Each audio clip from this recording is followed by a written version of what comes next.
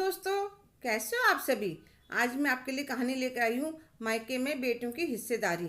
आज शांति देवी की आंखें बार बार गीली हो रही थी और वह अपने साड़ी के पल्लू से पूछ रही थी। वह नहीं चाहती थी उनका बेटा रमेश उनकी आंखों में आंसू देखे और कमजोर पड़े। आज मकान को देखने के लिए कुछ और लोग आने वाले थे। 2 साल पहले तक इस घर में हंसी की किलकारी और ठाके गूंजा करते थे। शांति देवी के एक बेटा रमेश और 2 बेटियां उषा और निशा थी। दोनों ही रमेश से बड़ी थी। 2 साल पहले रमेश के पापा बीमार हो गए और उनकी गंभीर बीमारी का इलाज करवाते करवाते घर के जेवर फैक्ट्री सब बिक गई और उन्हें बचाने में सफल भी ना हो पाई।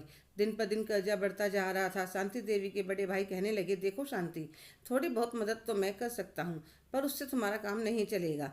इसलिए तुम मकान बेचकर एक फ्लैट ले लो, बाकी बचे पैसों से रमेश का काम शुरू करवा दो। मैं फैक्ट्री शुरू करने में उसकी पूरी मदद करूंगा। तुम चिंता मत करना, जरूरत होगी तो जो दिल्ली में मेरे जानकार रहते हैं उनको बोलूंगा, वह दुकान वालों से रमेश की सेटिंग करवा देंगे। इतनी देर में बिल्डर मकान देखने वालों को ले आता है। थोड़ी देर में वह वापस चले जाते हैं। बहू मेरे लिए चाय बनाकर लाती है। मम्मी जी, चाय पी लीजिए। मन नहीं है बहू। मम्मी जी, ले लीजिए, सब ठीक हो जाएगा।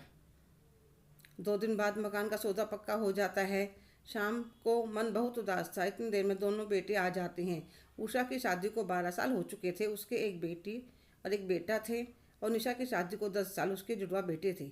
और रमेश की शादी को 5 साल, उसके एक प्यारा सा बेटा था। कुल मिलाकर अगर यह मुसीबत नहीं आती तो हंसता खेलता परिवार था। बेटियों को देखकर मन को तसल्ली हुई। चलो, परेशानी आई तो कोई बात नहीं, कम से कम परिवार तो एक साथ है। भाई के साथ उसकी बहनें खड़ी हैं तो आधी चिंता वैसे ही दूर हो जाएगी। बहू दोनों नंदों को नमस्ते कर चाय नाश्ता लेकर आई। फिर रात के खाने की तैयारी में लग गई। जब अपने परिवार का साथ होता है तो इंसान कैसे भी हालात हो मुकाबला कर ही लेता है।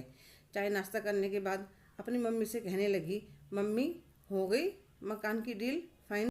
हाँ बेटा, हो गई। तुम्हारे नवीन अंकल हैं ना, तुम्हारे पापा के दोस्त, उन्होंने सही रेट दिलवा दिए। अब रमेश की परेशानी दूर हो जाएगी। मम्मी, हमारा भी तो हिस्सा है। तो शांति देवी एकदम से चौंक जाती हैं। इतनी देर में बहू खाने के लिए बुलाने आ जाती है। वे कहने लगी, चलो पहले खाना खा लो, फिर बात करते हैं। ठीक है मम्मी। इतनी देर में रमेश भी आ जाता है। फिर सब एक साथ बैठकर खाना खाते हैं। फिर दोनों बहनें चली जाती हैं। शांति देवी पूरी रात करवट बदलती रहती हैं। फिर कुछ फैसला करके आराम से सो जाती हैं। सुबह नाश्ता करने के बाद जब बहू कपड़े धो रही थी तो अपनी दोनों बेटों के पास फ़ोन करके कहती हैं, तुम्हें तुम्हारा हिस्सा मिल जाएगा। 3 महीने के बाद रजिस्ट्री होगी, पर अभी किसी के सामने इस बारे में बात मत करना। ठीक है मम्मी। दोनों खुश हो जाती हैं। 1 महीने बाद सावन का त्यौहार आता है तो उषा का फ़ोन आता है, मम्मी, भाई कब आएगा कोथली देने? उषा, बेटा, वह क्यों आएगा? आप ऐसा क्यों कह रही हो मम्मी? हर साल तो आता है। हाँ बेटा, आता था, पर अब से नहीं आएगा, आया करेगा। तुम अपना हिस्सा ले रही हो तो वह तुम लोगों के ऊपर खर्च क्यों करेगा? अब वह तुम्हें किसी तीज त्योहार पर या गर्मी की छुट्टियों में किसी पर भी नहीं बुलाएगा। और हाँ, मेरे लिए एक कमरा तैयार कर देना। जब तुम अपना हिस्सा ले लोगी तो मैं 6 महीने तुम्हारे पास रहूँगी। पहले फिर निशा के पास, फिर रमेश के पास। क्यों मम्मी?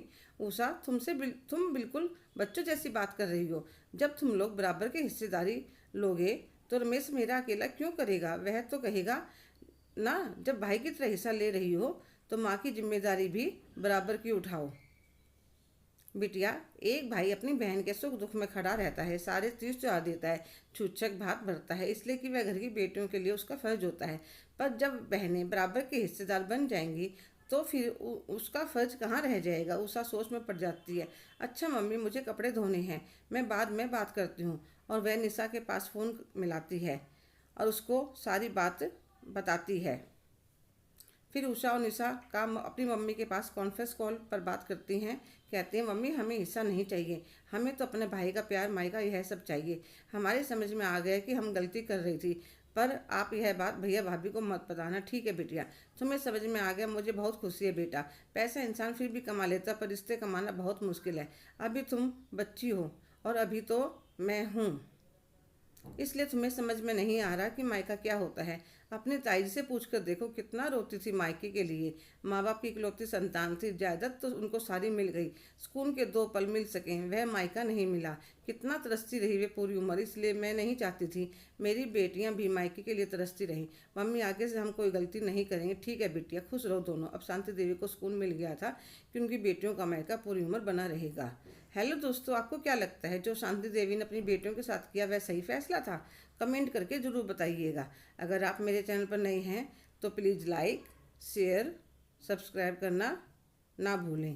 धन्यवाद।